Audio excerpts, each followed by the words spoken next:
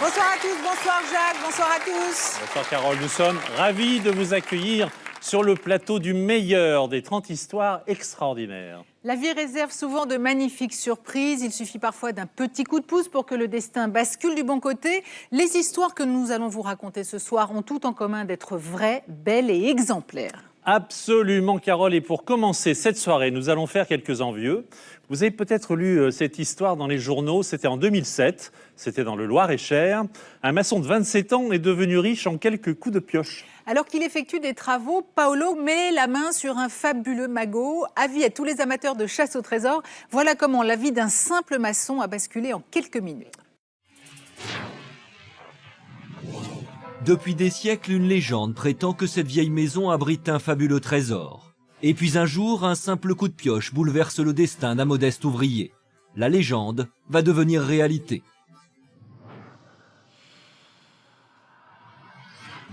Printemps 2007, à Montrichard dans le Loir-et-Cher, une journée ordinaire commence.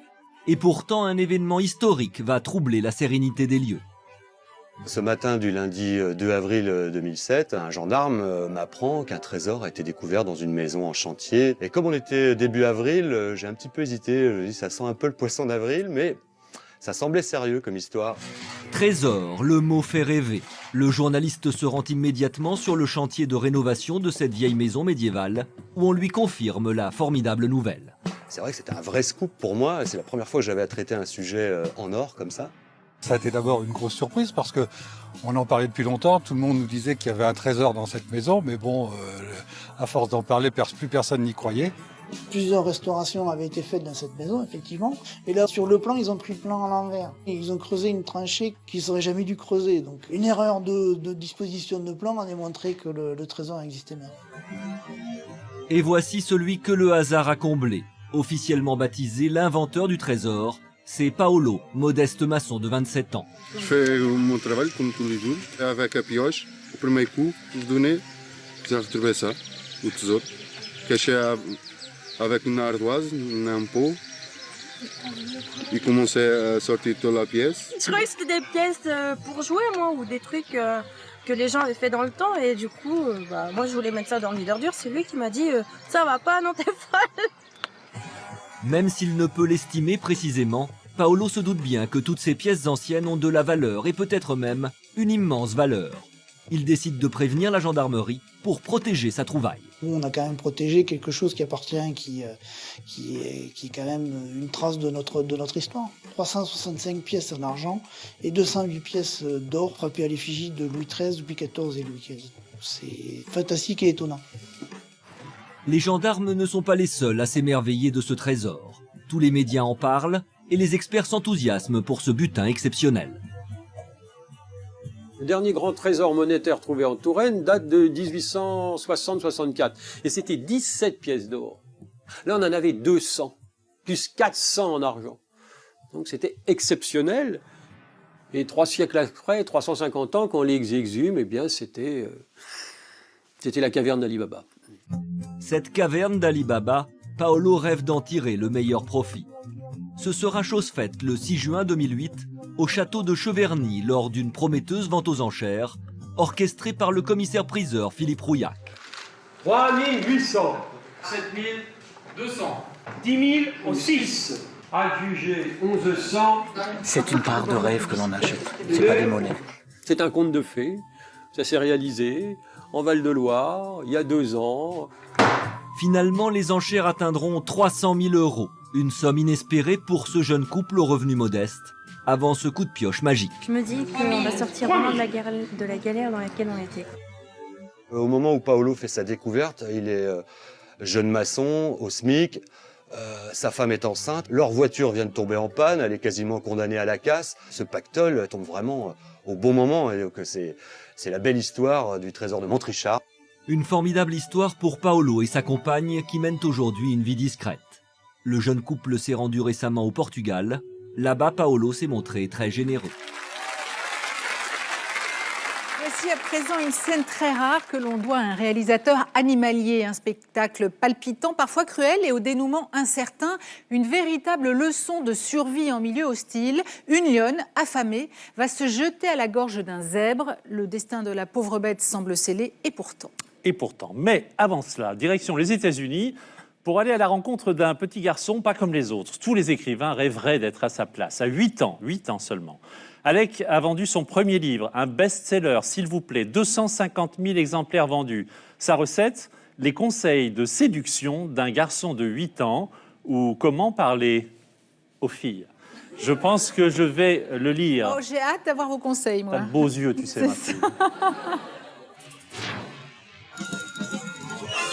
Un écrivain qui rencontre le succès dès son premier livre, c'est déjà exceptionnel. Mais quand ce livre devient numéro 1 des ventes alors que l'écrivain n'a que 8 ans, l'histoire devient tout simplement extraordinaire.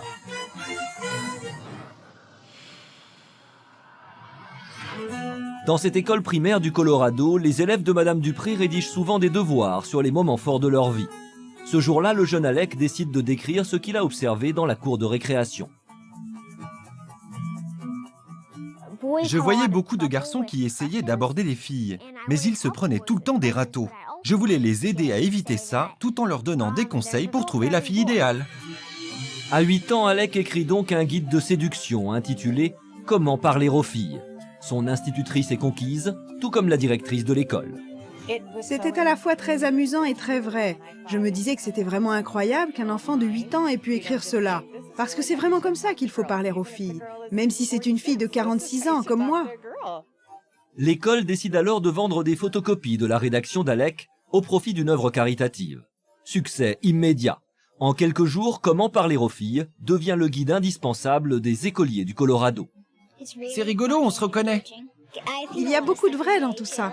Je pense que tout ça est très sérieux. C'est une manière astucieuse de voir les choses.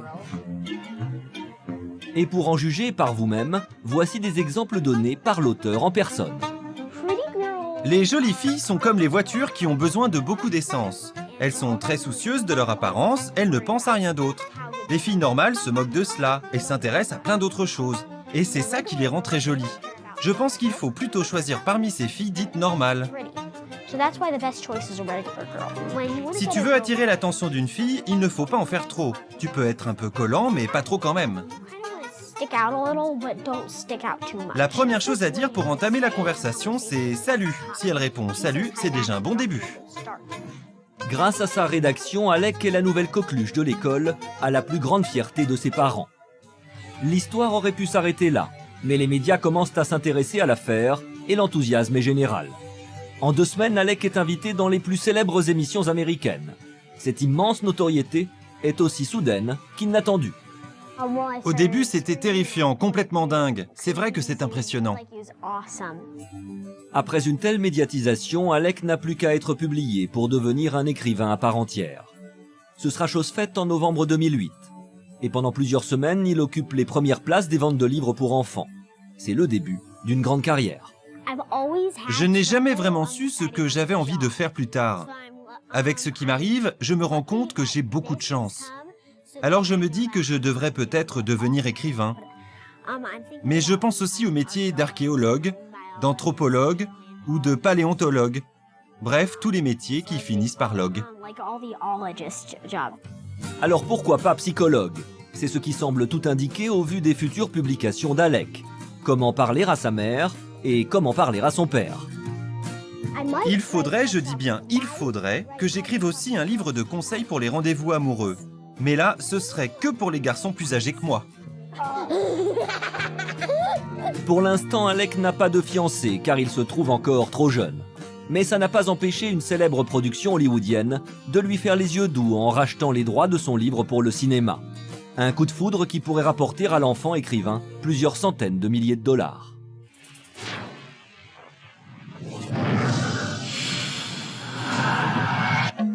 Le parc national du Serengeti en Tanzanie. C'est au cœur de la savane qu'un cinéaste animalier est venu immortaliser un spectacle unique au monde, la grande migration des gnous et des zèbres.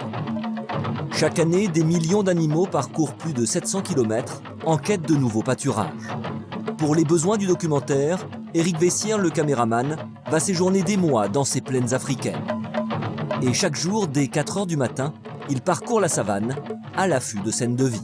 Ce qui est difficile dans ce genre d'exercice, c'est l'attente, évidemment. Donc il y a des moments où on arrive à avoir des belles séquences, puis il y a des moments où il ne se passe rien. Et puis d'un seul coup, on va avoir une séquence superbe auquel on ne s'attendait pas du tout. Justement, un matin de juillet, alors qu'il sillonne la savane et que des zèbres sont regroupés autour d'un point d'eau, il assiste à une scène incroyable. Je suis dans la voiture, on n'avait pas remarqué tout de suite, et puis d'un seul coup, il y a une lionne qui approche, d'un seul coup c'est bon bas de combat. Il saisit sa caméra et se positionne pour ne rien rater de l'attaque de la lionne. Alerté par le danger, les animaux s'enfuient. Seul un jeune zèbre s'attarde au bord de l'étang. Le félin ne laisse aucune chance à sa proie. En quelques secondes, il capture le zèbre et le retient dans sa redoutable mâchoire. Le sort du zèbre semble être scellé. Mordu au cervical, le zèbre est en bien mauvaise posture. Mais contre toute attente, dans un ultime effort, le zèbre parvient à retourner la situation. Il plonge doucement mais sûrement la tête de la lionne sous l'eau. C'est maintenant la lionne qui est dans une situation critique.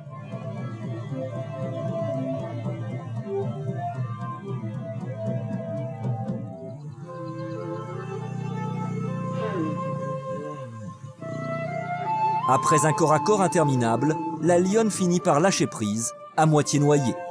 Sans plus attendre et malgré ses blessures, le zèbre regagne sa liberté. L'œil rivé à l'objectif, le caméraman n'a rien perdu de cette scène. C'est ça qui fait aussi le charme animalier et qui permet de raconter des histoires. On transpose nos sentiments humains avec les animaux, mais après c'est avec le recul, c'est-à-dire le soir, au feu de camp, quand on va revisionner les images pour s'assurer qu'il n'y a pas de problème technique, oui, on se dit, évidemment, c'est extrêmement touchant. Cette histoire du zèbre qui voulait noyer la lionne a fait le tour de la savane. Oui, ça fait partie de grands souvenirs de films animaliers. C'est parmi les plus grands souvenirs. Et comme ça, je peux raconter des jolies histoires à mes garçons quand je rentre. Puis ça fait plaisir, c'est pas toujours le plus fort qui gagne. Direction les États-Unis maintenant, Carole, pour rencontrer un homme hors du commun. Son nom, c'est Roy Sullivan. Vous n'en avez sûrement jamais entendu parler. Et pourtant, le destin de cet homme est tout simplement unique au monde.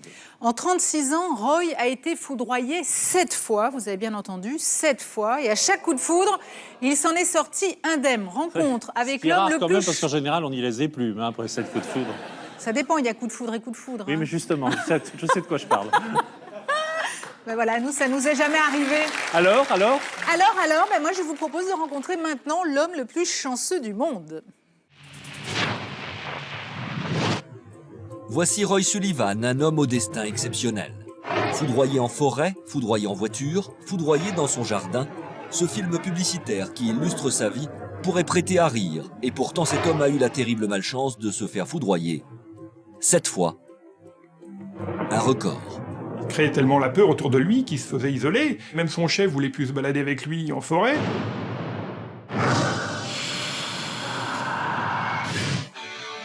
État de Virginie aux États-Unis.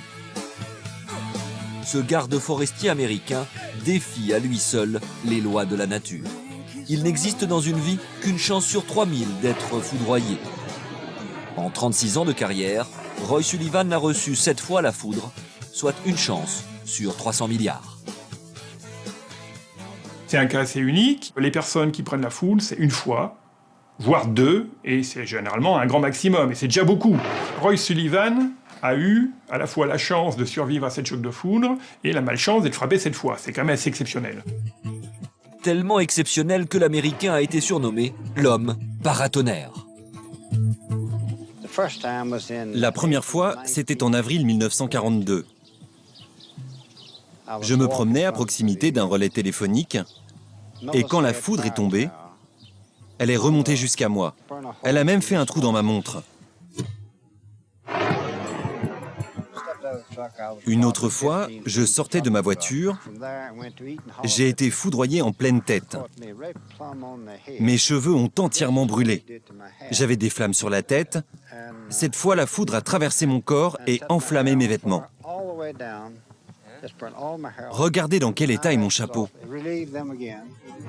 1942, 1969, 1970, 1972, 1973, 1974, 1975. À chaque fois, Roy Sullivan s'en sort vivant. Un choc de foudre, c'est une intensité très forte. Plusieurs milliers d'ampères, plusieurs centaines de milliers d'ampères éventuellement. On est quasiment dans le domaine du miracle avec Roy Sullivan. C'est un cas exceptionnel qui pourrait faire l'objet d'une étude sans doute au niveau international. Roy Sullivan serait-il maudit? Difficile à croire, mais même son entourage s'interroge. Il créait tellement la peur autour de lui qu'il se faisait isoler. On a imaginé qu'il attirait la foudre, et même son chef voulait plus se balader avec lui en forêt, ce qui est quand même le comble. Roy Sullivan imaginait qu'il était pourchassé par quelqu'un qui avait un pouvoir assez fort. C'est clair que si on n'était pas scientifique, on serait amené à le croire. Roy Sullivan figure désormais dans le livre des records. À ce jour, personne n'a dépassé ni même égalé le titre de gloire de l'homme paratonnerre.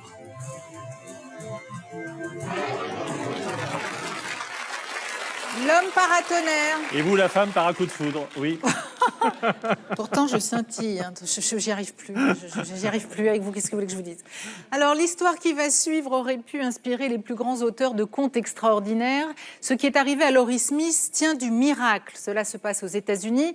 Laurie vient de mettre au monde son 4e enfant lorsqu'elle ressent de violents maux de tête et tombe dans un coma profond. Vous allez voir, c'est une histoire absolument magnifique. Pendant 13 jours, son état est désespéré. Alors, le pire est envisagé par les médecins, jusqu'à ce que la fille aînée de Laurie se penche sur sa maman, la preuve en image que l'amour peut faire des miracles.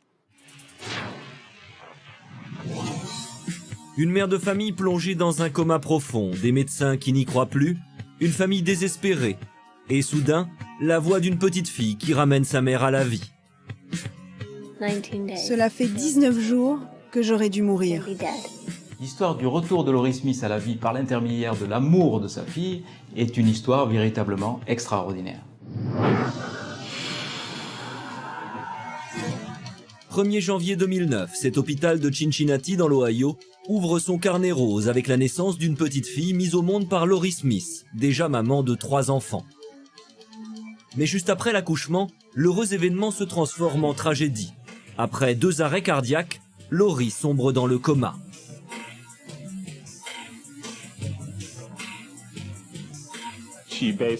Son cœur s'est d'abord arrêté pendant 20 minutes, puis il s'est encore arrêté pendant 29 minutes. En tout, sa mort clinique a duré 49 minutes.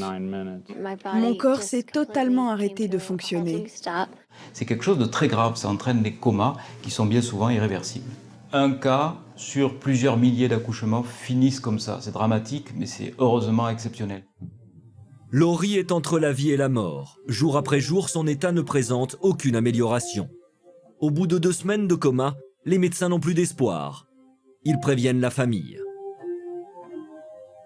Si les médecins de Laurie Smith ont jugé que le cas était désespéré, c'est qu'il y avait beaucoup de signes péjoratifs nous laissant penser que la mort est inéluctable. Et dans ces cas-là, bien sûr, on prévient la famille, on prépare l'entourage au deuil. Michael, le mari de Laurie, accompagné de ses enfants, viennent lui dire adieu. Ils sont à son chevet quand Megan, leur fille aînée, âgée de 8 ans, adresse une dernière parole à sa maman. Alors que cette situation paraît désespérée, il y a cette fille qui arrive et qui va voir sa mère et qui lui demande de revenir à la vie. Elle a dit « Maman, si tu nous aimes, ouvre les yeux !» et Laurie a remué les paupières. C'était son premier signe pour nous dire qu'elle était là et qu'elle avait entendu. Mais je ne savais pas encore si c'était le dernier geste d'une maman ou un véritable miracle. Miracle, le mot n'est pas trop fort pour décrire la situation. Avec de simples mots, cette petite fille de 8 ans a permis à sa maman de sortir du coma. J'étais persuadée que maman reviendrait avec nous, parce que pour moi, il était impossible qu'elle meure. Je ne voulais rien savoir. Et il y a des cas, j'en suis sûr, où l'entourage doit compter énormément pour motiver le retour à la vie. Il faut leur parler, il faut leur donner de l'amour. Et peut-être que on peut espérer au miracle. Dans ces cas-là, il y a un retour possible à la vie. C'est ce qui s'est passé pour Laurie Smith.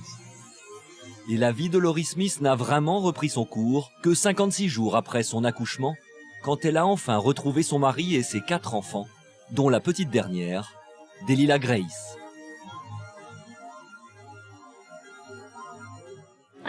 J'attendais impatiemment de retrouver ma vie de famille, préparer le dîner, préparer les affaires de tout le monde et leur dire à chacun merci, car grâce à eux, je suis vivante.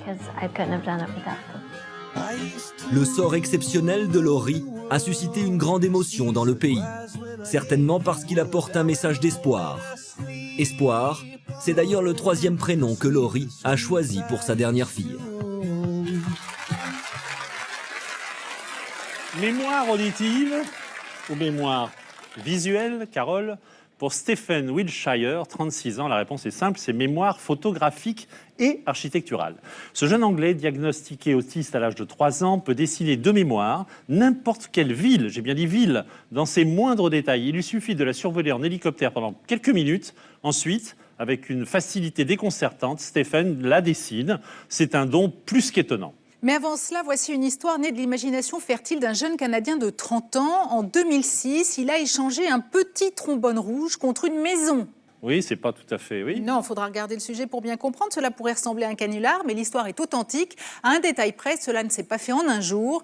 Comment être astucieux? En voici un bel exemple. Le trombone, un objet banal et anodin de notre quotidien. Un petit morceau de métal sans valeur pour attacher des feuilles de papier. Et pourtant, un jour, un jeune homme a tenté un pari un peu fou. Échanger un simple trombone rouge contre une maison. Voici l'histoire de cet homme, un certain Kyle MacDonald.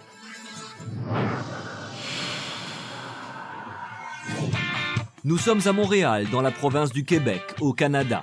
Ce jeune homme de 30 ans, aux allures d'éternel étudiant un peu rêveur, s'appelle Kyle MacDonald. Kyle n'étant pas du genre métro boulot dodo, il a choisi un métier plutôt original. Il est créateur de concepts, comme nous l'explique sa compagne Dominique. Kyle a toujours été quelqu'un de créatif et il voulait vraiment vivre de ses idées. Le but était de trouver des concepts inédits, des choses qui n'avaient jamais été faites auparavant. Et c'est justement grâce à l'une de ces idées un peu farfelues qu'il y a 2 ans, la vie de Kyle change radicalement. Petit, je jouais à un jeu qui s'appelait Toujours plus grand, toujours plus fort. Le principe, échanger un petit objet contre quelque chose de plus gros. Un jour, je me suis dit que ce serait amusant de transposer ce jeu dans le monde des adultes. J'ai regardé ce qu'il y avait sur mon bureau et j'ai vu ce petit trombone rouge. Kyle va réussir à échanger ce trombone rouge contre un stylo échangé lui-même contre une poignée de porte échangée à son tour contre un réchaud de camping. Et très rapidement, ce qui n'était à l'origine qu'un simple jeu va prendre une tournure extraordinaire. Au départ, je faisais ces échanges pour m'amuser sans trop savoir où j'allais. Le seul challenge était finalement d'essayer d'échanger un objet. Mais au bout d'un moment, les gens se sont demandé jusqu'où j'allais aller comme ça. Et je leur ai dit, je m'arrêterai le jour où je réussirai à avoir une maison. Kyle place ainsi la barre très haut et ce défi un peu fou passionne les médias de son pays. Un petit trombone rouge, qui aurait cru que ça pouvait mener à une nouvelle maison? Et c'est justement grâce à cet engouement médiatique que le projet de Kyle connaît un tournant décisif.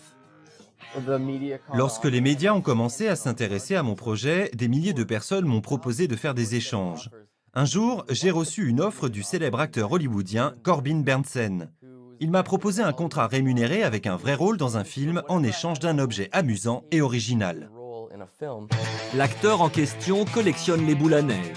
Kyle échange l'une de ces boules, à l'effigie du groupe de rock américain Kiss, contre un rôle à Hollywood. Ce contrat lui permet d'atteindre enfin son objectif. La ville de Kipling, au nord du Canada, a entendu parler de mon projet et elle m'a proposé d'échanger ce contrat contre une maison.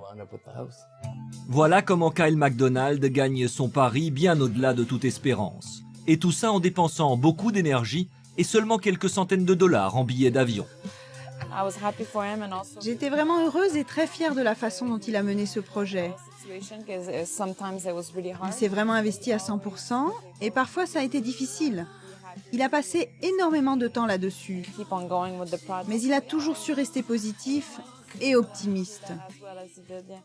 La pendaison de crémaillère a lieu en présence de plus d'1 millier de personnes. Elle prend des allures d'inauguration et pour cause. La maison est devenue une véritable attraction touristique. En centre-ville, il y a un panneau qui dit « Ici se trouve la maison trombone ». Après avoir vécu pendant 1 an à Kipling, Kyle et sa femme décident de retourner à Montréal. Désormais, Kyle cherche à échanger sa fameuse maison contre quelque chose d'original. En attendant, il vient tout juste de terminer un livre retraçant son incroyable aventure. Un livre dont la société de Steven Spielberg a racheté les droits pour en faire un film.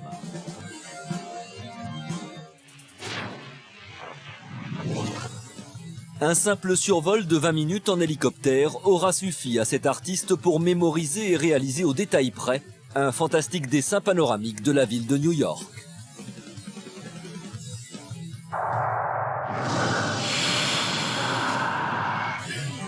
Nous sommes à Londres, en Angleterre. C'est ici que vit le plus stupéfiant des artistes britanniques. Stephen Wiltshire n'est pas un artiste comme les autres. Il possède une mémoire gigantesque capable d'enregistrer un nombre incalculable d'informations en un temps record.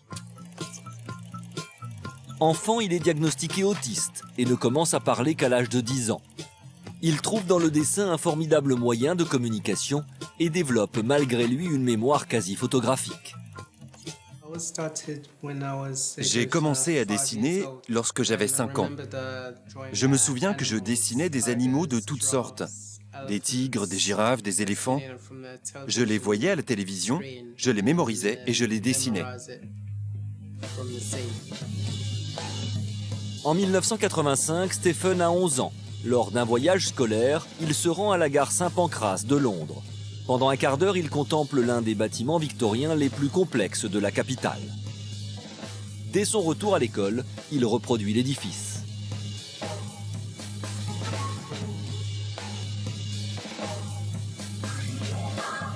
Stephen livre une représentation exacte de la gare en intégrant des détails d'une précision déroutante. Son clocher, ses fenêtres et même des grues qui ce jour-là se trouvaient en arrière-plan. Au fil des années, Stephen va développer cette faculté en dessinant tout ce qui lui passe sous les yeux. Rien ne lui échappe.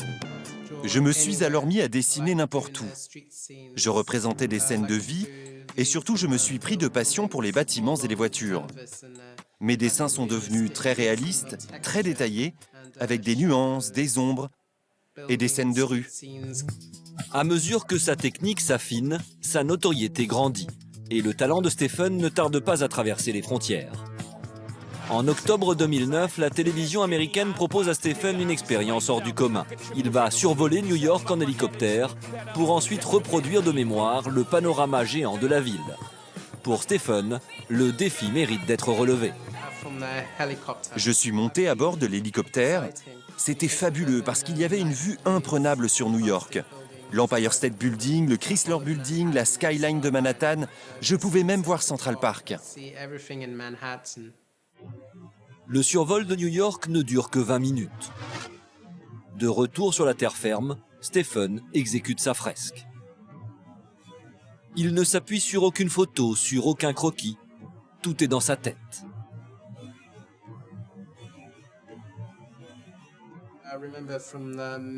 Je me souviens de tout ce que j'ai vu de l'hélicoptère. J'ai besoin de voir les choses très peu de temps. Parfois, je dois vraiment me concentrer si je veux me souvenir exactement du nombre de bâtiments dans la ville. Il y a tellement d'informations. Et après 8 jours, Stephen livre un chef-d'œuvre à couper le souffle. Sa représentation de Manhattan est tout simplement parfaite. L'échelle du panorama est au millimètre. Le souci du détail est déconcertant. Il ne manque aucune des 6400 fenêtres de l'Empire State Building. L'Empire State Building, c'est mon gratte-ciel préféré. C'est l'un des immeubles les plus importants de l'histoire de New York.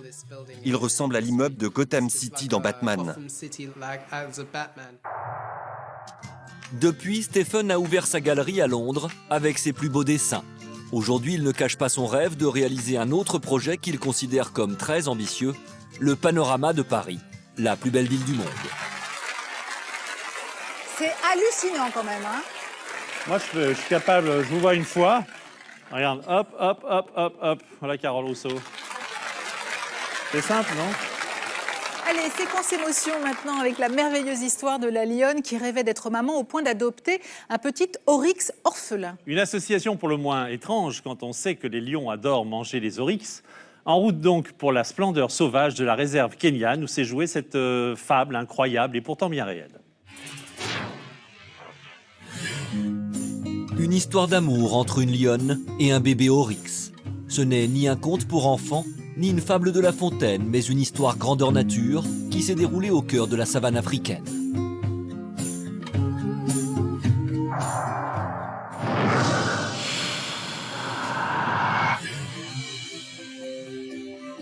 Le Samburu est l'une des plus belles réserves du Kenya. Les animaux y sont nombreux. On y trouve même des oryx, une espèce rare d'antilope qui est hélas la proie préférée des lions. Dans la chaîne alimentaire africaine, l'oryx, qui est un herbivore, est en bas de la pyramide et sert d'alimentation au gros carnivore qui est le lion. Donc c'est un type de relation normale de chasse, quoi. Ce matin-là, une rumeur inattendue et sans précédent se propage dans la réserve. Les rangers patrouillaient comme ils le font chaque jour. Ils sont venus nous signaler qu'ils avaient vu une lionne accompagnée d'un petit oryx. La nouvelle semble inimaginable, mais elle retient toute l'attention des rangers qui se rendent immédiatement auprès de Kamouniak. Cette lionne vit seule à l'écart de la meute et elle s'est déjà fait remarquer pour son comportement atypique.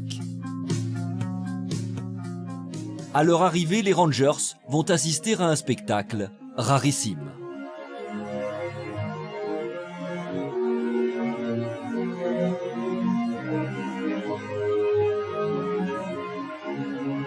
Une relation d'affection maternelle. Donc c'est ça qui est vraiment extraordinaire, c'est de voir ce comportement maternel qui est dévolu par la lionne. Elle le lèche, elle prend soin, elle regarde où il va, etc. Donc tout ça, c'est des comportements qu'elle pourrait avoir avec des jeunes de sa portée. On va trouver ça attachant, parce que c'est une sorte de pacte entre la belle et la bête. Un pacte comme seule la nature en a le secret. Jusqu'à présent, personne n'a pu apporter une explication. Ils ont posé la question aux sages de la communauté de Samburu. Ils ont dit non, on n'a jamais vu ça. Du côté des scientifiques, eux aussi m'ont dit qu'ils n'avaient jamais vu une chose pareille. Ils n'ont rien vu de tel, rien de semblable. Ce genre de relation entre une proie et son prédateur, entre herbivore et carnivore. En fait, cette lionne est vraiment un prodige. Cette émouvante relation semble ne jamais vouloir s'arrêter. Malheureusement, au bout de 2 semaines, les rangers doivent intervenir. C'est une question de vie ou de mort pour le bébé oryx. Il n'a pas le lait, il n'a pas les codes de développement de l'oryx, etc. Donc c'est de toute façon voué à l'échec du côté oryx. Du côté lionne, c'est pareil. Si elle considère qu'un oryx n'est pas une proie, elle est mal partie pour se nourrir dans la savane, quoi. Donc des deux côtés, ça pose problème. Dans la nuit du 15e jour, le petit oryx est transporté vers l'orphelinat pour animaux de Nairobi. Et depuis, il y coule des jours heureux. Il est maintenant âgé de 8 semaines. Quand il est arrivé, il pesait 10 kilos, alors qu'aujourd'hui il en fait 20 exactement. À l'avenir, nous allons le garder ici, car une fois que les animaux ont été en contact avec des humains, il est très difficile de les rendre à la vie sauvage. Le petit herbivore et sa maman carnivore ne se croiseront plus, mais c'est finalement pour leur plus grand bien. Et aujourd'hui, ces 2 animaux que tout séparait ont donné naissance à une magnifique légende qui a largement dépassé les frontières du Kenya. Et oui, regardez, moi j'ai pris Carole sous mon aile bébé et voyez ce qu'elle est devenue. J'allais dire que j'ai toutes les peines du monde à vous renvoyer à la vie sauvage. Bon, cela dit, j'aurais peut-être pas dû. Alors, trop urbain, Jacques Legros. Ce soir, Carole. Eh bien oui, ce soir, 2 chèques de 1 500 € sont à gagner. Pour participer au tirage au sort qui désignera le gagnant du premier chèque, il vous suffit de répondre correctement à la question suivante. Alors écoutez bien, Jacques, vous ne soufflez pas. Non. Quel animal adopte un bébé oryx? S'agit-il 1 d'une ours, 2 d'une lionne, 3 d'une vache? Vous jouez par SMS en envoyant 1, 2 ou 3 au 7 14 14 ou en téléphonant au 36 80. Nous allons marquer maintenant une courte pause. Voici un aperçu de ce que vous découvrirez après la publicité dans le meilleur des 30 histoires extraordinaires. A tout de suite. Depuis des années, Eric Norsigian était à la tête d'un trésor, mais il l'ignorait. Des banals clichés photographiques qu'il avait achetés 30 € dans une brocante seraient ceux d'un célèbre photographe américain et valent aujourd'hui des millions. Santiago, capitale du Chili. En mars 2008, une image va faire la une des journaux télévisés et bouleverser l'opinion publique. Sous l'œil d'une caméra de surveillance, un chien vient en aide à l'un de ses congénères qui vient d'être percuté par une voiture. Après avoir sauvé un lionceau de maltraitance, Ana Julia Torres s'est occupée de Jupiter comme si c'était son propre enfant. Puis un jour, comme pour la remercier, de la tendresse à l'état pur, une histoire d'amour entre l'homme et le roi des félins.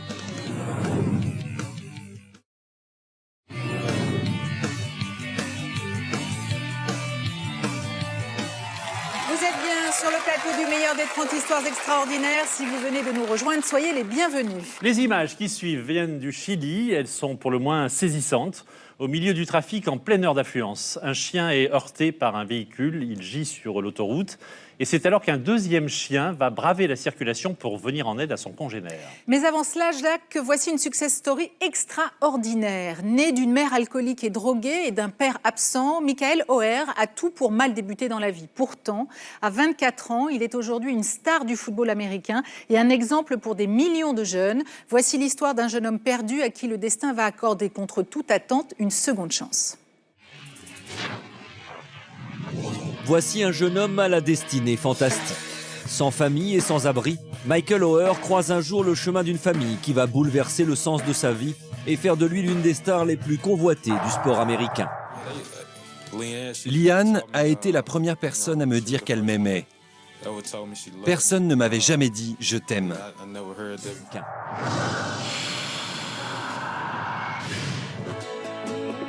La vie de Michael Oher pourrait inspirer un roman à succès.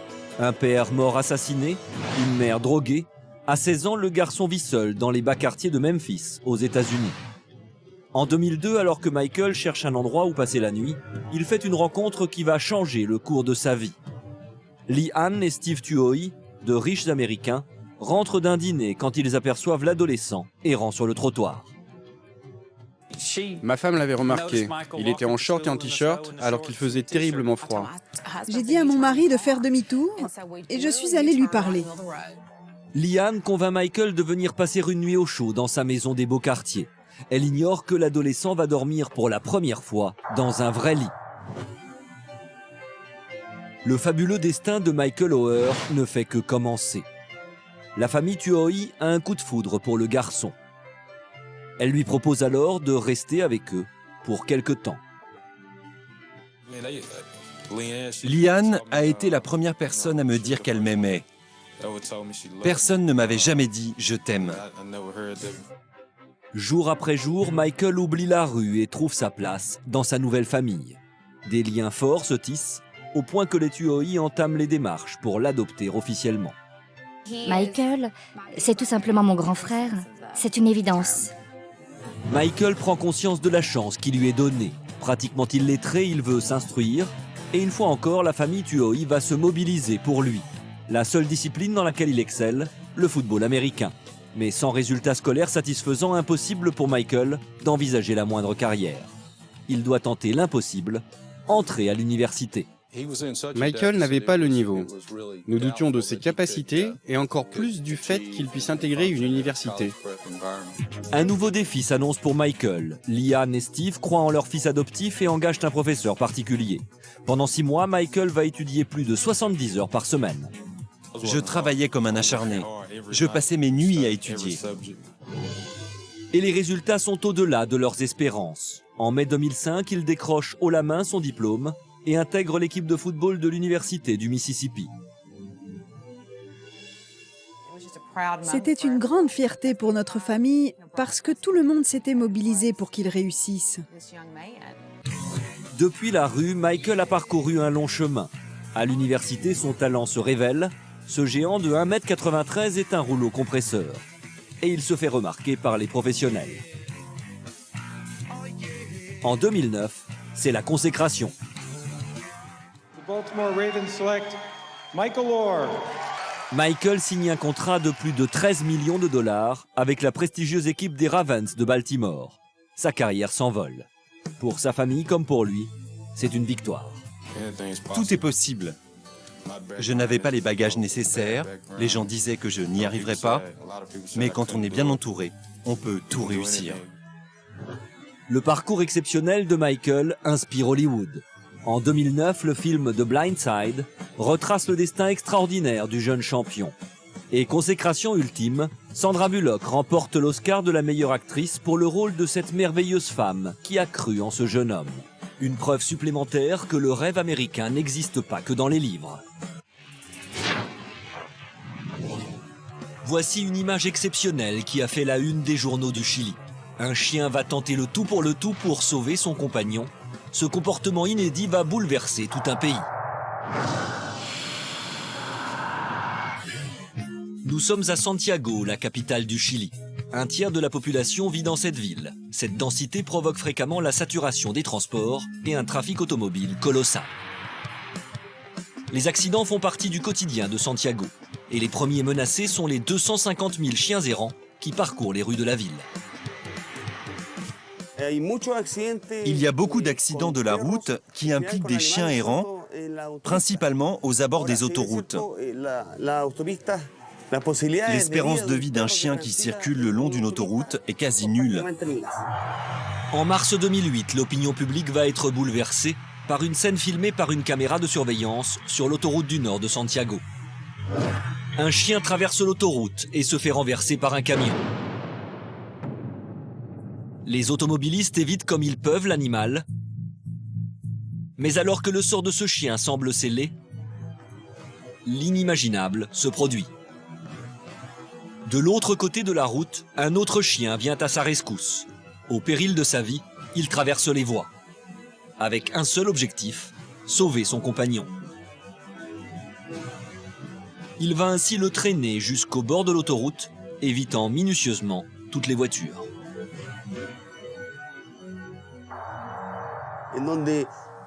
Nous avons tous été abasourdis de voir ce chien tenter de sauver cet autre chien victime d'un accident.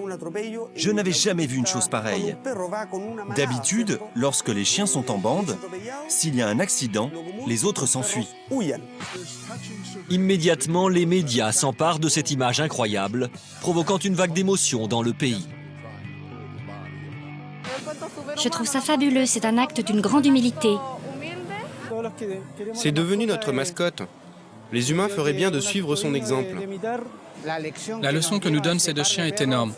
Beaucoup d'entre nous ont été bouleversés par ces images et ça nous a fait réfléchir. La police de Santiago est alors submergée d'appels téléphoniques. Les gens voulaient tout savoir. Comment s'appelait le chien, d'où il venait, à qui il appartenait et s'ils pouvaient l'adopter. C'est un geste fantastique. C'est un enseignement pour les êtres humains. Une belle leçon de solidarité. Le chien errant est ainsi devenu la mascotte du Chili. Il est pourtant reparti incognito rejoindre ses congénères dans les rues de Santiago, préférant sa vie de chien à celle de héros national. On vous le disait, il n'y a que des histoires extraordinaires. S'il y a une qualité qui définit la personne que nous allons rencontrer maintenant, c'est bien la persévérance. Difficile en effet de rester insensible à l'histoire de Michel Frette, un Alsacien de 65 ans qui aura passé 60 ans de sa vie à rechercher son père. Une belle leçon d'amour et d'espoir. Août 1945, Michel Frette naît de père inconnu. Il n'aurait jamais pensé connaître un jour son père. Pour moi, c'était inné. Il fallait que je le retrouve. Et le 14 août 2010, après 60 ans de recherche, son plus grand rêve se réalise enfin.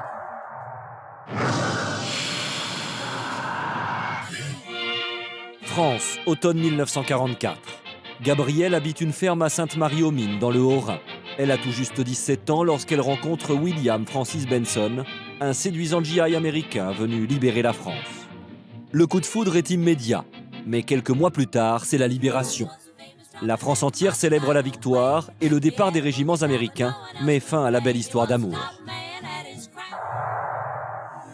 9 mois plus tard, le 27 août 1945, Michel naît de père inconnu. Dès l'âge de 5 ans, la quête de toute une vie commence. Il ne se passait pas un jour où je pensais à mon papa. Lorsque j'avais une réussite, j'avais une petite pensée pour lui. S'il était là, s'il l'avait su, Il aurait été heureux. J'aurais fait n'importe quoi pour le retrouver. Un nom, un prénom, Michel a peu d'indices. Au fil du temps, son rêve d'enfant tourne à l'obsession. J'ai fait 450 km en vélo Solex en 2 jours. J'ai pris le train à Paris, je ne me rappelle plus quelle gare. J'étais jusqu'à Cherbourg. À Cherbourg, pendant une semaine, je errais sur le quai pour trouver un capitaine de chalutier qui puisse me prendre comme mousse. Je voulais prendre un bateau pour aller jusqu'aux États-Unis. Je voulais m'engager dans l'armée américaine, quitte à aller faire 2 ou 3 ans au Vietnam, revenir après, si je revenais, et puis retrouver mon père.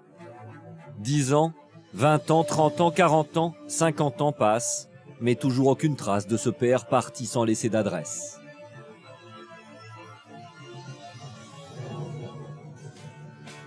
En juillet 2010, Michel décide de raconter son histoire dans le journal de sa région. Le journal, ça a été vraiment le déclic, ça a été une coïncidence terrible. Et le lendemain matin, fait extraordinaire, à 11h du matin, j'ai reçu un coup de téléphone d'une dame qui était en vacances dans la région de Montbéliard, qui venait de Miami. Elle m'a tout de suite téléphoné et elle m'a dit voilà, qu'elle voulait tout faire pour essayer que je retrouve mon papa. Quand j'ai lu le journal, je me suis dit, c'est peut-être sa dernière chance. Je ne savais pas si ça allait bien se passer ou pas, mais pour moi, c'était un devoir. C'était mon devoir de le faire. Et c'est aussi, je dirais, une façon de remercier tous ces soldats qui ont traversé l'Atlantique pour nous. Pour la première fois, quelqu'un allait peut-être pouvoir aider Michel. De retour en Floride, le travail de Martine ne s'avère pas facile, mais sa détermination demeure intacte.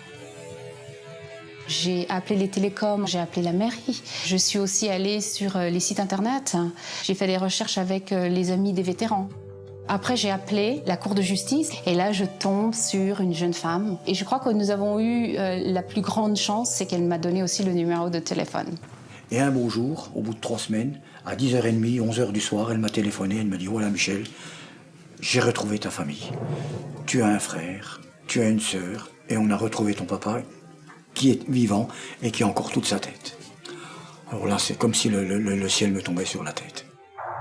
J'avais les frissons, j'avais envie de pleurer. Ça a été extraordinaire. Ça a été vraiment le moment le plus incroyable. Avec le cœur qui bat dans la poitrine. J'ai pas dormi pendant 1 semaine. Je me levais la nuit à 3h du matin, je tournais autour de la maison. Je pouvais plus dormir. Quelques jours seulement après cette incroyable nouvelle, Michel s'envole pour Houston, au Texas. Et le 14 août 2010, à 14h, après 60 ans de recherche et d'espoir, Michel a rendez-vous avec son père.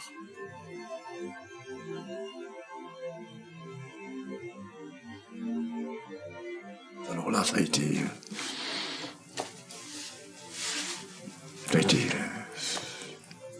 grandiose pour moi. On s'est pris dans les bras, on a pleuré, ça a duré 5-10 bonnes minutes.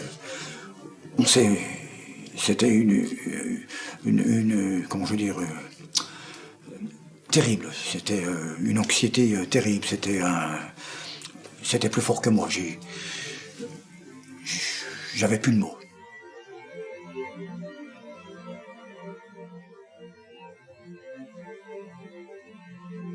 Pouvoir traverser l'Atlantique, de me rendre aux États-Unis et de prendre mon père dans mes bras. C'était le plus beau jour de ma vie. Depuis, Michel a regagné son petit village de Franche-Comté et le visage de son père l'accompagne désormais au quotidien. Maintenant, j'ai plus d'angoisse, j'ai plus cette petite étoile dans la tête qui me dit il faut le rechercher. Maintenant, tout est comblé maintenant. Maintenant, je suis serein. Je revis, au moins j'ai un père, voilà, je l'ai retrouvé. Ce père que j'ai cherché tant et tant et tant d'années. Il ne se passe d'ailleurs plus une semaine sans que le père et le fils ne se parlent au téléphone. C'est pour ça qu'il ne faut jamais baisser les bras. Lorsqu'on cherche un être proche dans sa vie, il faut aller jusqu'au bout.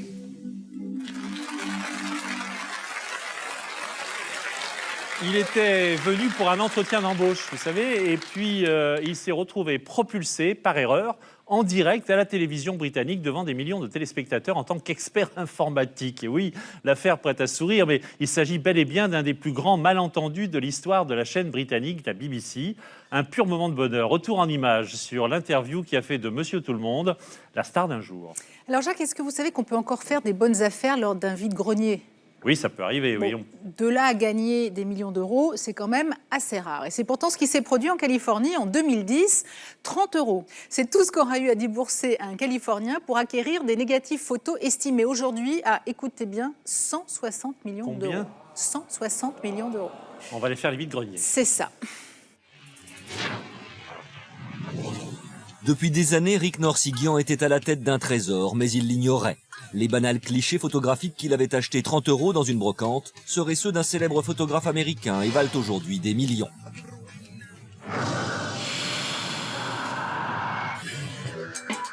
Tout commence à Fresno, une petite ville californienne.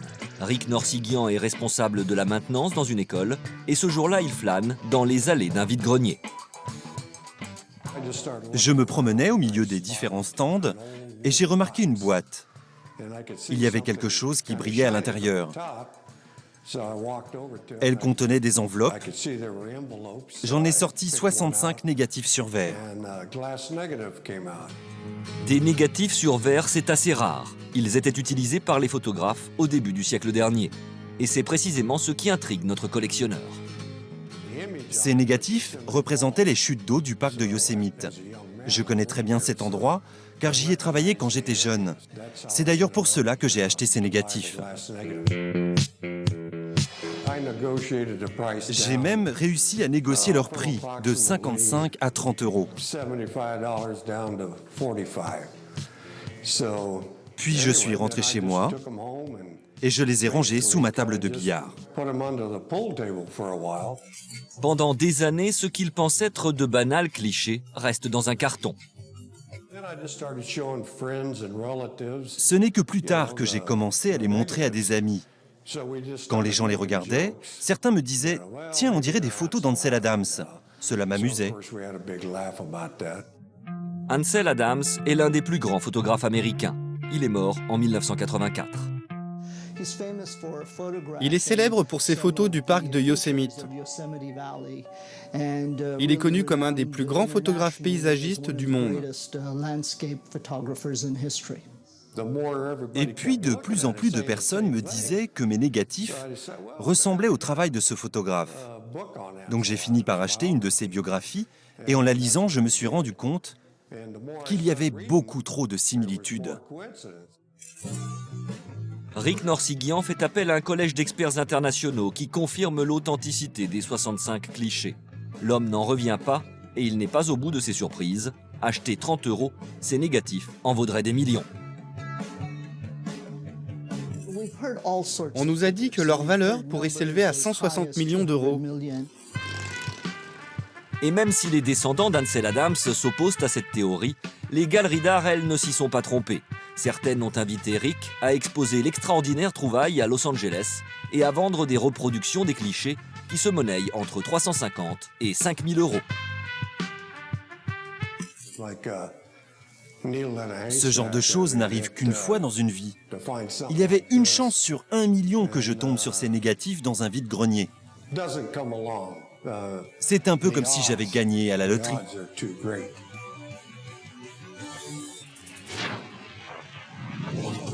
À l'avenir, chacun aura droit à son quart d'heure de célébrité.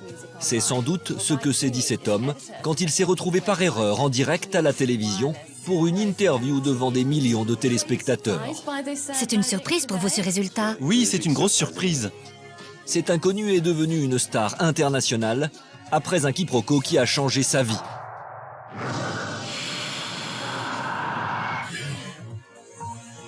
Le 8 mai 2006, la journaliste Karen Bowerman présente le journal économique de la chaîne anglaise BBC News. Elle s'apprête alors à recevoir un spécialiste des contenus musicaux sur Internet pour commenter l'actualité. Mais il semble que son interlocuteur ne s'attendait pas du tout à accorder une telle interview. Voici Guy Kionnet, l'éditeur d'un site web consacré aux technologies. Bonjour. Bonjour. C'est une surprise pour vous ce résultat? Ah oui, c'est une grosse surprise. Ce résultat vient de me parvenir et c'est vrai que je ne m'y attendais pas du tout. Et pour cause, si cet homme ne s'y attendait pas, c'est tout simplement parce qu'il n'est pas Guy Cooney. Il n'a aucune connaissance sur le sujet, mais ça ne va pas l'empêcher de répondre aux questions de la journaliste. Au regard des nouveaux tarifs, pensez-vous que les internautes utiliseront de plus en plus le téléchargement en ligne? Je pense que c'est une bonne chose pour le développement et pour l'information auprès des gens. Ils ont accès à un chemin facile et rapide qu'ils peuvent avoir tout ce qu'ils recherchent sur Internet. Loin, bien loin d'imaginer qu'il y a erreur sur la personne, la journaliste enchaîne les questions face à un prétendu spécialiste qui improvise ses réponses au fil de l'interview. Cela ne semble pas vraiment être la manière dont l'industrie de la musique voit les choses aujourd'hui, que les gens puissent télécharger n'importe où de la musique. Merci Guy, merci beaucoup. Et c'est ainsi qu'un parfait inconnu a accordé une interview sur un sujet dont il ignorait tout devant des millions de téléspectateurs. Mais la méprise sera vite découverte. Une semaine après l'interview, la chaîne présente ses excuses. Autour de la table, Guy Goma témoigne de l'incroyable méprise. J'étais venu pour un entretien d'embauche. J'attendais dans le hall et au bout de quelques minutes, quelqu'un est venu et a demandé Guy. Pour moi, il n'y avait qu'un Guy et c'était moi. Donc je me suis levé et je l'ai suivi. Mais très vite, Guy Goma s'aperçoit qu'il n'est pas le bon Guy. Mais il est trop tard, il est déjà sur le plateau de la télévision. Lui postule à un emploi de comptable, alors qu'on attend un grand spécialiste d'Internet. Avouons que la ressemblance n'est pas frappante avec l'autre Guy, mais qu'importe, la prestation de Guy Goma est un succès puisqu'elle est vue des millions de fois sur Internet. En quelques jours, le faux expert devient une superstar. Il fait la une des journaux, puis le tour du monde des plateaux de télévision pour raconter son incroyable histoire. J'étais terrifié. Au début, j'ai cru que ça faisait partie de mon test de recrutement. Mais très vite, j'ai compris que j'allais passer en direct à la télévision. Je n'étais pas du tout préparé à cela. Du coup, j'étais très inquiet. Je me disais, mais qu'est-ce que je fais là ? 20 minutes après, on est revenu me chercher pour mon véritable rendez-vous, mon entretien d'embauche. Mais j'étais encore sous le choc. On me posait des questions, mais je ne pensais qu'à ce qui venait de m'arriver.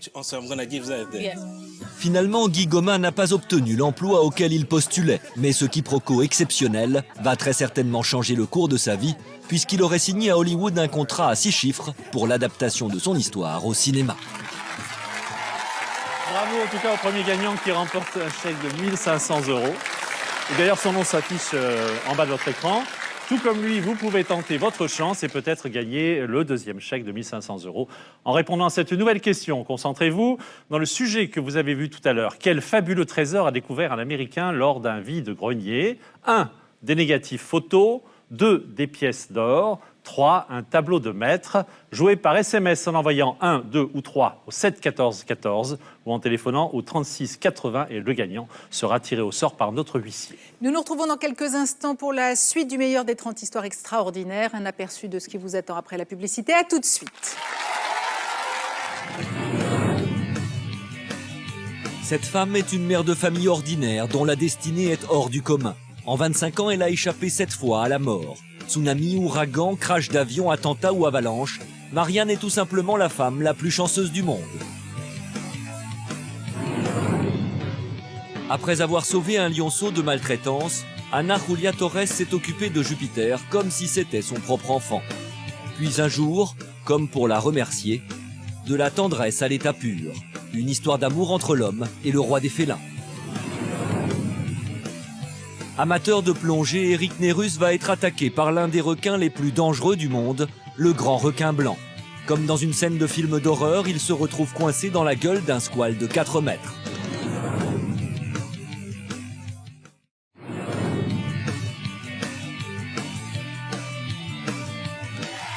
Vous êtes bien sur le plateau du meilleur des 30 histoires extraordinaires. Si vous venez de nous rejoindre, soyez les bienvenus. La femme que nous allons vous présenter maintenant est soit très chanceuse, soit très malchanceuse, c'est comme on veut. Oui, enfin, je me le dis toujours parfois quand je vous vois, je me dis j'ai la chance, parfois oui, je parfois me dis, pas, je comprends. Toujours est-il que Marianne Bruce, une Américaine de 48 ans, est un véritable aimant en catastrophe. Écoutez bien. Elle a déjà échappé à un tsunami, à un ouragan, un tremblement de terre, une avalanche, l'attentat du World Trade Center de celui de 93, puis celui de 2001. Et pour couronner le tout, elle était dans le crash d'avion très médiatisé de l'Hudson River à New York. Lui, c'était en 2009. Retour en images sur les 7 vies de cette femme hors du commun. Il est des histoires qui confinent aux contes de fées, pas celles que vous venez de nous décrire, quoique. Hein. Oui, Presque. Celle de Ted Williams en est un, à la suite d'une interview qu'il donne alors qu'il est littéralement à la rue. Ce sans-abri de 53 ans se retrouve sur le devant de la scène médiatique. Il faut dire que Ted a un talent qui vaut de l'or. Pendant des années, Ted Williams est l'un des animateurs de radio le plus connu des États-Unis. Tout lui sourit, mais dans les années 90, il perd tout et se retrouve à la rue. Mais une rencontre va changer sa vie. Il y a une chance sur 1 milliard qu'un sans-abri devienne le chouchou des médias du jour au lendemain et que ça change sa vie à ce point.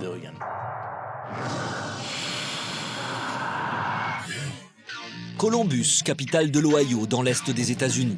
C'est ici que travaille Doral Chenoweth, journaliste au Columbus Dispatch. Des histoires hors du commun, il a l'habitude d'en parler sur le site internet de son journal. Mais ce qui s'est produit le 30 octobre 2010 restera la plus extraordinaire histoire de sa carrière. Tout commence par une improbable rencontre. Je sortais de l'autoroute et le feu était rouge.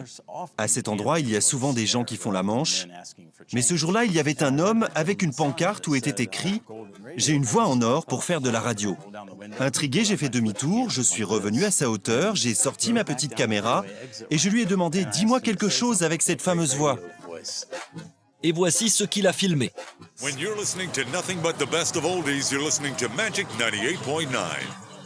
Totalement bluffé par la voix du sans-abri, le journaliste décide de l'interviewer. C'est vrai qu'on a toujours remarqué ma voix, et c'est quelque chose que j'ai travaillé. Et puis un jour, je me suis mis à boire et à prendre des drogues. Mais maintenant, ça fait 2 ans que j'ai arrêté. Et j'espère vraiment avoir un jour une seconde chance. Qu'une radio me dise qu'elle a besoin d'une voix pour ses bandes annonces. Mais encore faut-il que quelqu'un entende la voix de Ted Williams. Après avoir filmé le sans-abri, le journaliste a quelque peu oublié l'existence de cette vidéo. Je n'ai rien fait de cette vidéo pendant 8 semaines. Je l'avais montée, mais à ce moment-là, il y avait des informations plus importantes à traiter. Et puis, le début de l'année a été très calme. Je devais mettre absolument quelque chose en ligne sur le site internet du journal. Je me suis dit, tiens, mais j'ai cette vidéo avec le sans-abri. Doral met alors en ligne la vidéo sur le site internet de son journal et contre toute attente, elle est reprise sur de nombreux sites dans le monde entier. Elle a été regardée des millions de fois. Une simple vidéo va ainsi changer la vie de Ted Williams. Sa vie a changé tellement vite. Le dimanche, il dormait dans la rue, il avait froid, et le mercredi suivant, il était installé dans un hôtel 4 étoiles à New York. Ted Williams revient de loin. Les médias s'arrachent l'homme à la voix en or. C'est un rêve qui se réalise. Grâce à ce talent, Ted Williams a depuis reçu une offre d'emploi de la part d'une grande équipe de basket pour incarner son commentateur. Et des annonceurs font désormais appel à sa voix pour des publicités, comme pour cette célèbre marque de pâtes.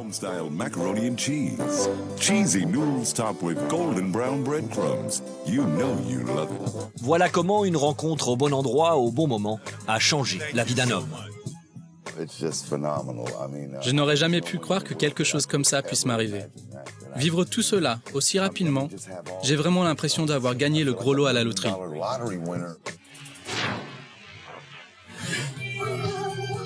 Marianne est une mère de famille ordinaire dont la destinée est extraordinaire. En 2009, elle a été l'une des passagères de l'avion qui a miraculeusement améri sur la rivière Hudson, à New York. Mais ce n'est pas tout. En 25 ans, elle a déjà flirté 7 fois avec la mort, attentat du 11 septembre, avalanche, ouragan, tremblement de terre. Elle a connu les situations les plus incroyables, ou presque.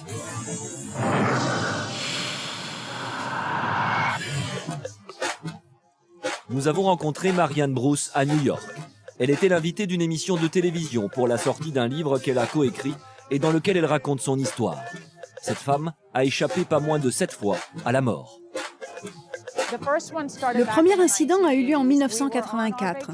Nous étions en vacances à Hawaï avec mon mari, nous profitions de la plage lorsqu'une sirène a retenti. Un tsunami arrivait et nous avons dû partir nous réfugier dans les hauteurs. C'est une première alerte pour Marianne Bruce. Heureusement, ce jour-là, plus de peur que de mal. Mais à peine un an plus tard, en 1985, elle va vivre une autre frayeur. J'avais pris l'avion pour rendre visite à mon père lorsque notre appareil s'est retrouvé dans l'ouragan Gloria. C'était terrifiant. L'avion était secoué de toutes parts. Une fois de plus, Marianne est passée à côté d'une catastrophe. Mais elle reprend sa vie comme si de rien n'était. Pourtant, en 1987, nous étions au sport d'hiver avec mon mari près de Denver, dans le Colorado. En fin de journée, nous sommes rentrés à notre hôtel, nous avons allumé la télévision et là, les informations parlaient d'une terrible avalanche survenue dans l'après-midi. J'ai réalisé que nous avions échappé à cette avalanche à 2 minutes près.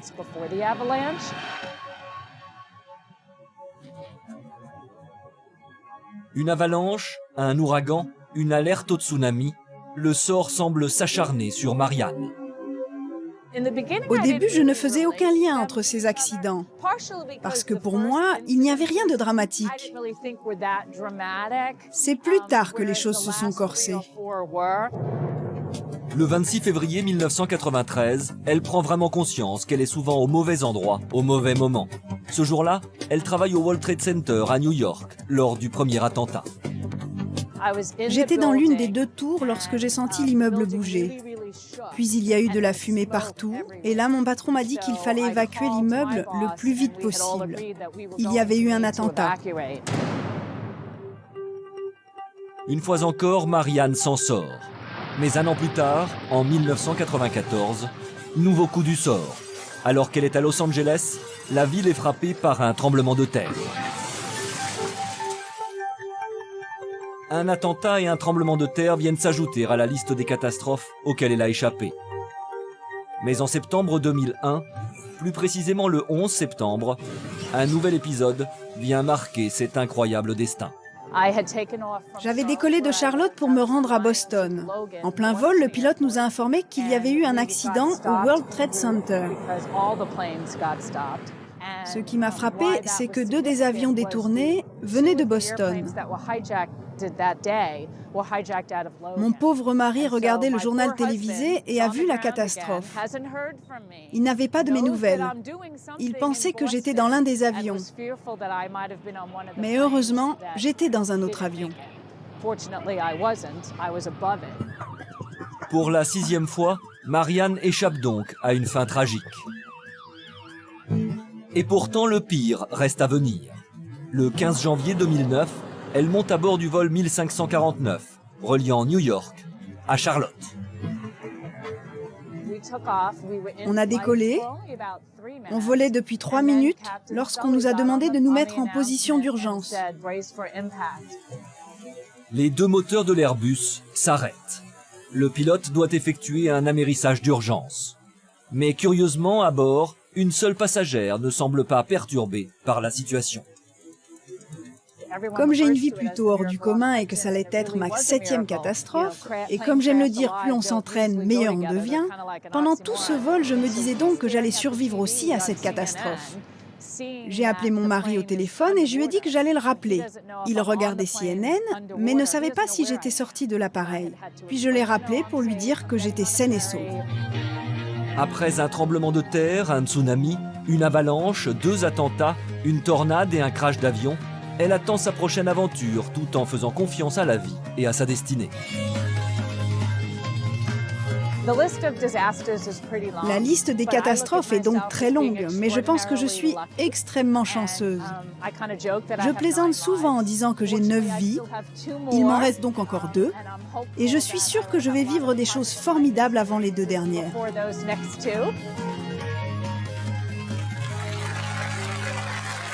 Mais moi, je dirais que votre voix vaut celle de Ted Williams. Hein. Je pense aussi, oui, je pense très Vous êtes naturellement. d'accord avec moi? Très spontanément. Alors, ceux qui disent que les animaux ne sont pas capables de sentiments n'ont probablement jamais vu ces images. Jupiter est un lion d'Afrique arraché à la maltraitance d'un cirque il y a 10 ans par Ana Julia Torres, une Colombienne amoureuse des animaux. Et après avoir soigné le lion, Carole, pendant plusieurs années, un jour, Anna, sans prévenir, l'animal saute sur sa bienfaitrice devant des témoins ébahis. Se produit alors une des scènes les plus incroyables entre un homme, un humain et un félin.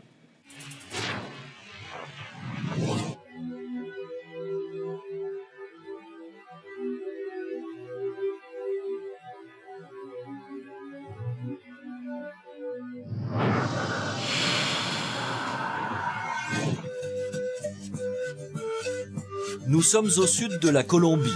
Avec plus de 2 millions d'habitants, Cali est la deuxième plus grande ville du pays, après Bogota. Ici se trouve un refuge pour tous les animaux blessés et maltraités. La Villa Lorena est un lieu unique où plus de 800 animaux sauvages sont soignés et nourris. Et c'est une femme passionnée qui a créé cette arche de Noé. Elle se nomme Ana Julia Torres.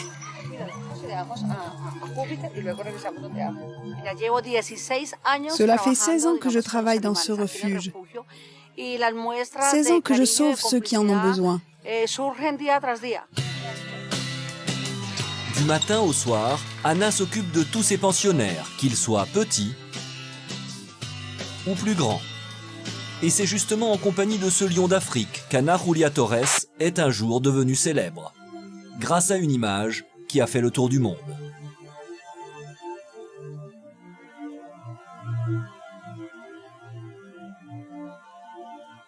De la tendresse à l'état pur, une histoire d'amour commencée il y a quelques années. En 1999, Anna aperçoit un lionceau dans un cirque ambulant. Il semble très mal en point. Face au désarroi de l'animal, Anna n'hésite pas une seconde. Jupiter était sous-alimenté. Ses poils étaient brûlés. Il allait vraiment très mal. C'est la raison pour laquelle j'ai décidé de l'emmener ici.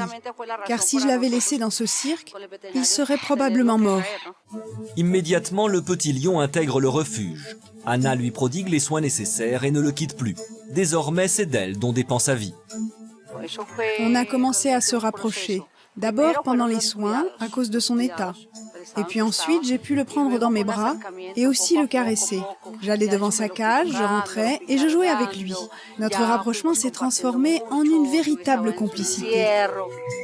Les années passent et Jupiter est à présent guéri. Il pèse 110 kilos. Au fil du temps, sa complicité avec Anna s'est même renforcée. Elle continue de le traiter comme son propre enfant. Et puis un jour, comme pour manifester sa reconnaissance envers celle qui l'a sauvée, Jupiter se dresse et enlace Anna tendrement.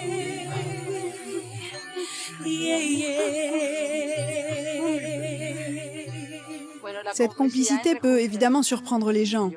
Un lion qui embrasse une femme, ce n'est pas commun, c'est vrai. Comment un animal peut-il être aussi reconnaissant? C'est une véritable leçon.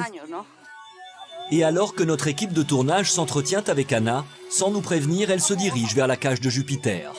Là, devant notre caméra et pour notre plus grand bonheur, ils vont retomber tous les deux dans les bras l'un de l'autre, comme s'ils étaient seuls au monde.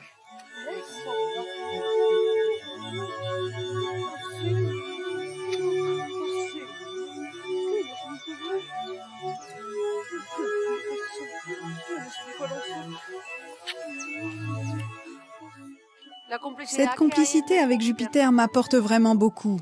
Un sentiment de gratitude et de joie. Je remercie le ciel de me donner l'opportunité de ressentir une telle émotion.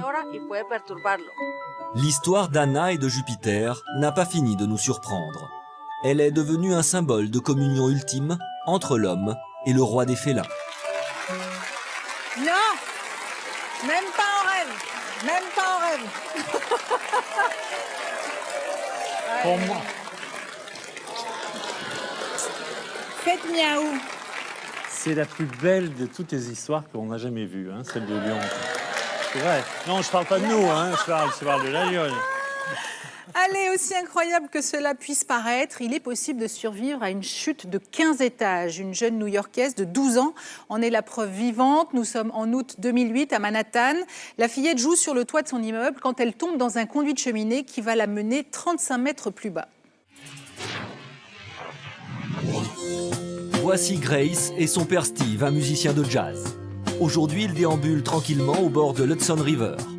Une image émouvante et pleine de tendresse d'un père heureux d'être avec sa fille. Il faut dire qu'elle revient de loin, de très loin.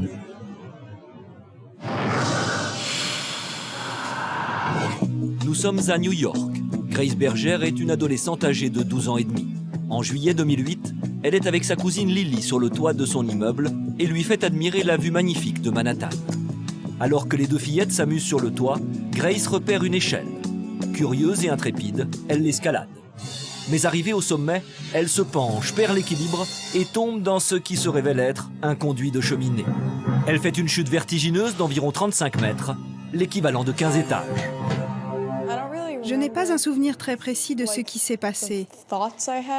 La seule chose dont je me souvienne, c'est la chute, et c'était terrifiant. Pendant ce temps, sa cousine Lily, qui l'a vue disparaître dans la cheminée, prévient le père de Grace.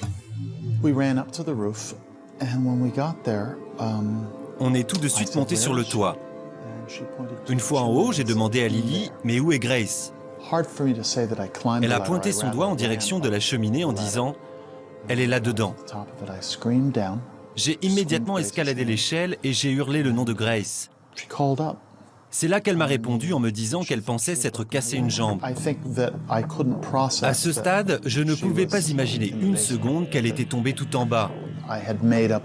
Je m'étais dit, elle a dû s'arrêter sur une plateforme intermédiaire.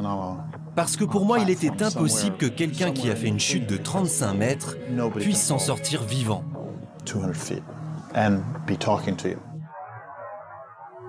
Alors que les pompiers arrivent sur les lieux, Steve appelle la mère de Grace, son ex-femme, qui vient tout de suite. Quand j'ai vu Steve, je lui ai tout de suite demandé « Mais où est-elle » Il a pointé son doigt en direction de la cheminée et m'a dit qu'elle était là-dedans. Je lui ai répondu « Mais qu'est-ce que tu veux dire par « elle est là » Elle ne peut pas être là-dedans. Qu'est-ce que ça veut dire « là-dedans » J'ai regardé autour de moi et j'ai été prise de panique. Mais Steve a vite ajouté « Elle est vivante ». En effet, Grace est en vie. Un miracle que même les pompiers les plus aguerris de New York ont du mal à croire. Quand ils sont arrivés et qu'ils m'ont vue, ils étaient... Je ne peux pas vous répéter ce qu'ils ont vraiment dit, mais ils ont dit un très gros mot car ils étaient persuadés que j'étais morte. Une version confirmée par le lieutenant Simon Ressner, qui coordonne les opérations de secours. Quand on est entré dans la chaufferie, la seule chose à laquelle on pensait, c'était qu'est-ce qu'on va pouvoir dire aux parents? Comment allons-nous leur annoncer que leur enfant n'a pas survécu? Quand on a ouvert la porte menant au conduit de cheminée, on pensait qu'on allait la trouver morte.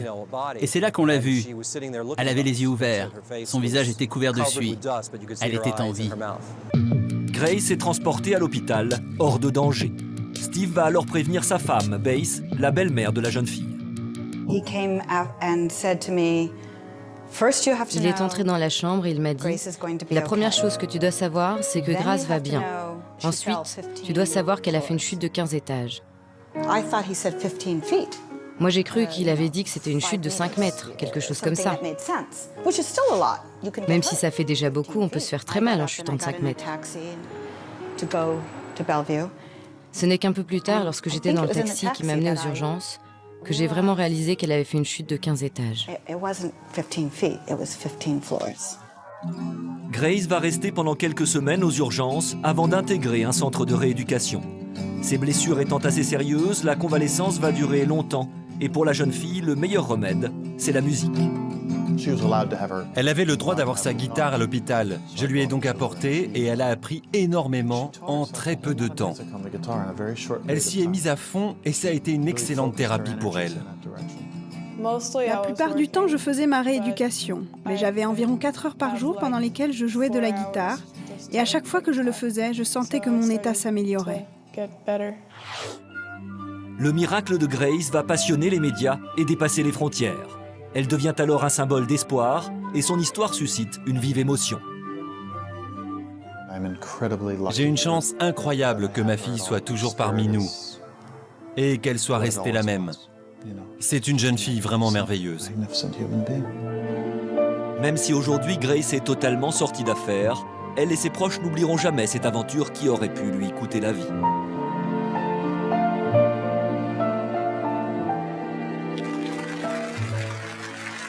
En 2002, une Anglaise trouve une bouteille sur la plage. C'est romantique déjà ça. Hein, À l'intérieur, la lettre d'adieu d'une maman à son fils disparu. Pas de nom, pas d'adresse. Elle va la faire traduire par Karen, sa meilleure amie. Et bouleversée par le contenu de cette lettre, Karen va alors se lancer dans une quête qui va durer 7 ans pour retrouver cet inconnu.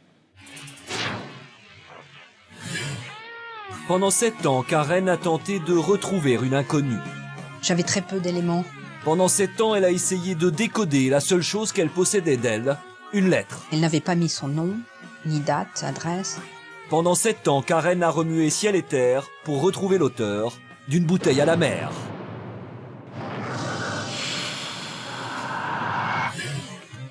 Nous sommes sur la plage de Warden Bay, sur la côte est de l'Angleterre. Toutes les semaines, Siupeto vient y promener son chien. Au printemps 2002, elle ramasse sur le sable une bouteille à la mer. La bouteille était très belle. Elle avait la forme d'une larme. Je l'ai vue briller sur la plage. C'était incroyable. À l'intérieur de la bouteille, une lettre écrite en français. Sue est intriguée, alors pour la traduire, elle fait appel à sa meilleure amie, Karen. En traduisant, je commençais à être choquée, émue. J'étais choquée par l'émotion, la tristesse de cette lettre. J'ai commencé à pleurer. Ma vie a commencé avec lui à sa naissance. Et j'ai cru qu'elle était finie quand il m'a quittée un soir. Le message est une lettre d'adieu d'une mère à son fils disparu tragiquement. Un récit déchirant. Karen m'a envoyé la traduction. J'ai lu les premières lignes et je suis tombée en pleurs. Il m'a fallu près d'1 heure pour la lire en entier. Karen et Sue sont aussi des mamans. Elles comprennent la détresse de cette femme dont elles ignorent l'identité. On voulait savoir que l'auteur de la lettre allait bien. C'était une histoire tellement jolie, tellement émouvante qu'on voulait savoir pourquoi, comment, quoi. Malgré l'absence totale de renseignements, Karen veut en savoir plus. Elle va tenter de retrouver l'auteur de ce message. Elle fait appel à des spécialistes, détectives privés, psychothérapeutes, graphologues. Sa quête tourne à l'obsession. Elle recourt même à une voyante. Mais les années passent et toujours aucune trace de cette femme. Et si finalement toute cette lettre n'était qu'un canular, découragée, Karen envisage une dernière piste. Elle va écrire un livre. Le livre était le dernière chance. Le livre devenait ma lettre dans une bouteille pour l'auteur de la lettre. Dans ce livre, Karen raconte précisément sa quête, dans le secret espoir qu'un jour, l'inconnu le lira et se reconnaîtra. En mai 2009, le livre paraît en France. Touchés par la sincérité de la démarche, les médias s'intéressent à l'histoire. À présent, une histoire incroyable entre 2 femmes qui ne se connaissent pas, mais qu'une bouteille jetée à la mer pourrait bien rapprocher. Et l'impensable se produit. Quelqu'un qui connaissait la maman l'a appelé pour dire « Je crois que je viens de voir votre lettre à la télévision ». Aussitôt, l'inconnu prend contact avec Karen. Après 7 ans de recherche, l'histoire trouve une fin inespérée. C'est mon livre, mais c'est sa lettre. Trouver une vraie personne, c'est comme trouver un personnage dans son livre. C'est comme si J.K. Rowling trouve un vrai Harry Potter qui frappe à la porte. Je dis bah... Karen s'empresse de diffuser la nouvelle. Quand Karen m'a dit qu'elle avait retrouvé la femme, je n'arrivais vraiment pas à y croire. L'inconnu demande à garder l'anonymat, mais elle accepte de rencontrer Karen et Sue.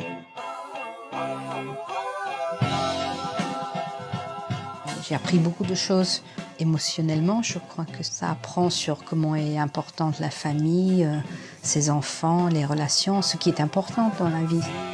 Le livre de Karen sera bientôt réédité en France, avec cette fois une fin digne de ce nom, un dernier chapitre écrit par l'auteur de la lettre en personne. Moi, j'adore ce type d'histoire. Magnifique. La mère réserve souvent bien des surprises, on vient de le voir, et ce n'est pas cet homme qui vous dira le contraire. Eric Nérus, c'est un plongeur confirmé, mais cela ne l'a pas empêché de faire une rencontre terrifiante dans les profondeurs australiennes, une expérience qui va le marquer à jamais. Cet homme a fait le tour des plateaux de télévision du monde entier, parce que c'est un miraculé. Eric Nérus a échappé à une attaque de requin terrifiante.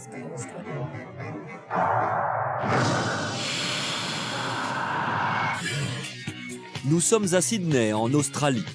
Au sud-est de la ville se trouve le Cap Howe, un promontoire côtier très fréquenté par les adeptes de la plongée sous-marine. En ce mardi 23 janvier 2007, Eric Nérus, 41 ans et père de 2 enfants, plonge au large pour ramasser des fruits de mer. Il est accompagné par son fils Marc qui l'attend sur le bateau. Il est 10 h du matin et le plongeur australien est loin de se douter de ce qui l'attend dans les profondeurs. C'était une journée comme les autres. J'avais choisi l'endroit où je voulais plonger. C'était à environ 1 heure de bateau. À 7 mètres sous l'eau, Eric nage tranquillement quand il est chargé par l'un des requins les plus dangereux du monde, le grand blanc. Avant même que je réalise ce qu'il se passait, une énorme masse s'est jetée sur moi. En un instant, j'étais plongé dans l'obscurité la plus totale. Comme dans une scène de film d'horreur, Eric se trouve dans la gueule d'un squale long de 4 mètres. Il m'a fallu du temps pour comprendre qu'un requin était en train de me dévorer. Tout était noir. J'étais secoué dans tous les sens, tel un pantin désarticulé. Mais je sentais que mes jambes étaient à l'extérieur de la gueule du requin. À ce moment-là, je me suis dit que mon heure était arrivée. Je me suis dit, ça y est, je vais y passer. À 7 mètres de profondeur, il se débat vivant dans la gueule d'un requin. Mais combien de temps lui reste-t-il à vivre? Par instinct, Eric tente de se dégager de la mâchoire du monstre. Des plongeurs plus expérimentés m'avaient dit, si un jour tu te fais attaquer par un requin, si tu le peux, essaie de le blesser aux yeux. Ça te permettra de t'en sortir. Alors j'ai dirigé ma main gauche vers sa gueule, j'ai enfoncé mon doigt dans son œil et j'ai appuyé de toutes mes forces. Le requin n'a pas apprécié et il a immédiatement ouvert sa gueule. Et là, je me suis dégagé. Aussi incroyable que cela puisse paraître, Eric est vivant. Il doit maintenant regagner au plus vite son bateau. Lorsque j'ai aperçu le bateau, j'ai hurlé en direction de mon fils qui ne se doutait de rien. « Marc, il y a un requin, à l'aide !» Il est remonté à la surface, il criait, il était terrorisé. Et là, mon fils s'est précipité à ma rencontre. Il m'a attrapé et m'a sorti de l'eau. J'étais sérieusement blessé, il y avait du sang partout. On était tous les deux en état de choc. Une fois hors de l'eau, j'ai réalisé ce qui venait de se passer et que j'étais vivant. Eric est pris en charge par les secours. Malgré ses nombreuses blessures, il est encore conscient. Son tête-à-tête avec le grand requin blanc lui aura quand même valu un nez cassé, une dizaine de cicatrices et une combinaison marquée à jamais par la mâchoire du squale. Depuis cette aventure, je savoure encore plus chaque instant de ma vie. J'ai pris conscience de l'importance des choses simples, comme passer plus de temps avec ma famille, avec ma femme et mes enfants. Depuis son aventure, Eric a repris le chemin des profondeurs marines, mais il n'oubliera jamais sa rencontre avec le squale. Non mais, bon, il y a peu de chances qu'on se retrouve dans la gueule d'un requin, mais effectivement, le truc, c'est le doigt dans l'œil. Hein, le doigt dans l'œil, c'est voilà, plus facile. Hein. C'est ça. D'accord. Alors, est-il possible de réunir les membres d'une même famille qui ne se connaissaient pas par le plus grand des hasards? Cela paraît impensable. Oui. Et pourtant, c'est ce qui est arrivé à 2 collègues de travail aux États-Unis, Jacques. Et oui, ils s'appellent Randy et Gary. Ils ont la trentaine, ils sont employés dans la même entreprise depuis des semaines. Et puis soudain, ils s'aperçoivent qu'ils sont frères. Mais l'histoire ne s'arrête pas là et vous allez constater que le destin fait souvent très très bien les choses. C'est notre histoire numéro 1 ce soir. Ces 2 hommes ont une incroyable destinée. Adoptés dès leur plus jeune âge, élevés dans 2 familles différentes, chacun ignore tout de l'existence de l'autre pendant 35 ans. Jusqu'au jour où ils vont se retrouver par hasard sur leur lieu de travail. Et ce qu'ils vont découvrir, personne n'aurait pu l'imaginer. J'étais vraiment sous le choc, je ne savais plus quoi dire. C'est complètement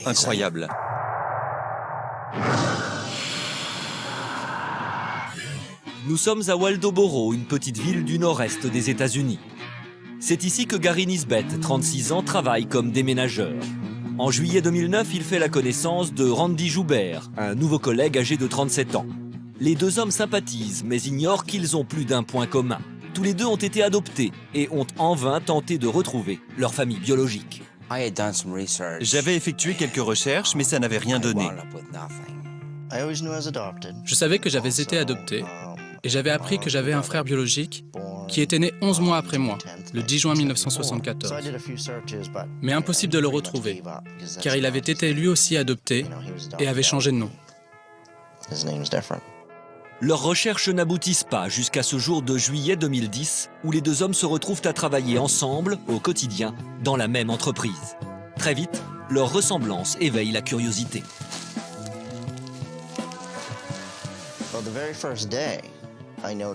Dès le premier jour, je l'ai remarqué parce qu'il me ressemblait. Ses lunettes, son physique. Mon patron m'a dit, on dirait que vous êtes deux frères.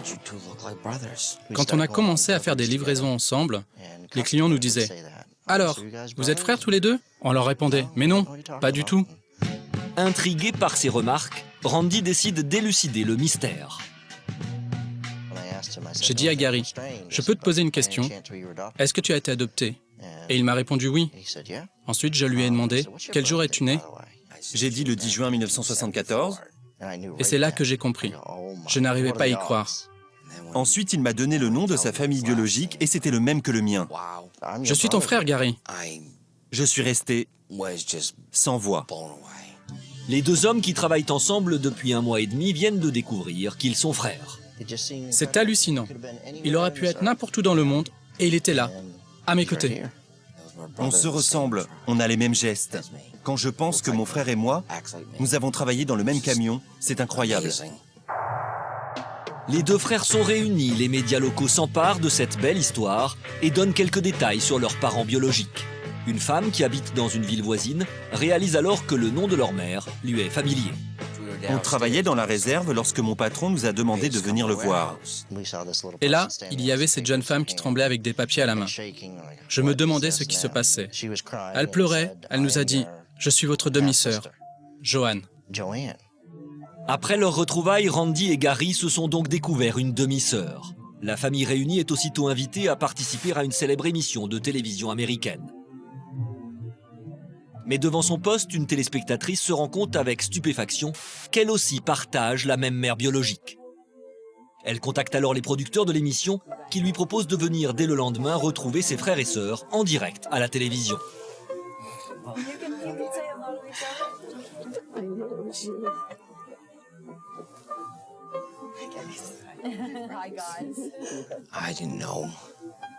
Je ne savais plus quoi penser, plus quoi dire. C'était merveilleux de retrouver une famille. Ma famille. C'était incroyable. Je ne peux pas vous décrire ce que j'ai ressenti. Aujourd'hui, Gary et Randy travaillent toujours ensemble et rien ne semble pouvoir désormais les séparer. C'est un rêve qui est devenu réalité. Après avoir vécu 35 ans, en pensant être fils unique, d'un seul coup, découvrir que je ne suis pas seul, que j'ai une famille, et une famille nombreuse en plus, c'est juste extraordinaire. Bon. C'est un sacré choc, hein, quand même. On va sécher la petite larme. Ce soir, vous avez peut-être joué avec nous pour gagner le 2e chèque de 1 500 €. Le nom de l'heureux gagnant s'affiche en bas de votre écran. Bravo, bravo, bravo. Bravo à vous, cette émission est maintenant terminée. Merci de nous avoir suivis. Nous aurons le plaisir de vous retrouver très bientôt pour un nouveau numéro des 30 Histoires. Bonsoir Jacques. Bonsoir Carole. Bonsoir à tous. Merci. Très bonne fin de soirée sur TF1. Merci à vous. Bonne soirée chez vous.